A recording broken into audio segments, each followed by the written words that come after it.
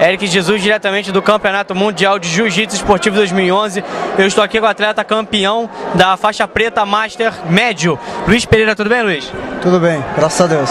Luiz, conta pra gente como foram suas lutas. Foram difíceis, né? Como sempre, né?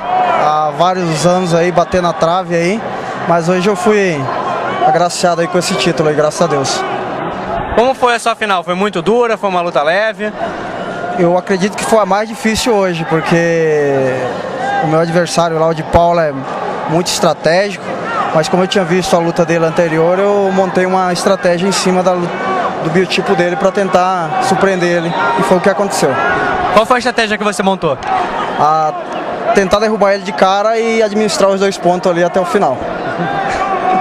Luiz, comenta pra gente como é que foi o treinamento para você vir para o Mundial.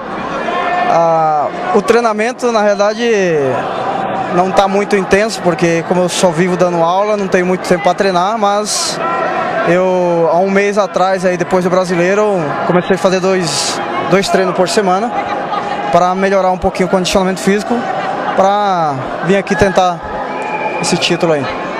Como foi tomar a decisão de, ao invés de seguir outras carreiras, outras profissões, ser um atleta profissional de jiu-jitsu?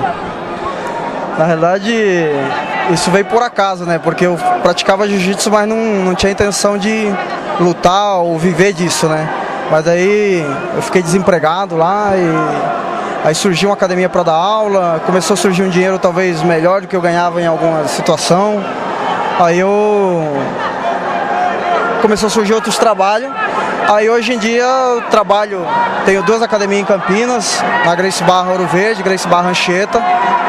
E eu vivo das aulas, na verdade aqui o campeonato é uma consequência, na verdade, para divulgar meu trabalho. E é isso aí. Gostaria de agradecer algum patrocinador? Agradecer, na realidade, as pessoas que me ajudaram no treino, as pessoas que me ajudam no dia a dia, os amigos, alunos, colegas de treino, que na realidade, essas pessoas aí, minha mulher e meu filho lá, meu bebê, que me apoiam nisso aí. Tá certo, Luiz, obrigado pela entrevista, parabéns pelo título. Obrigado. É isso aí, gente, mais um campeão da faixa preta aqui no Mundial. Eric Jesus, diretamente do Campeonato Mundial de Jiu-Jitsu Esportivo 2011, diretamente de São Paulo, Ibirapuera.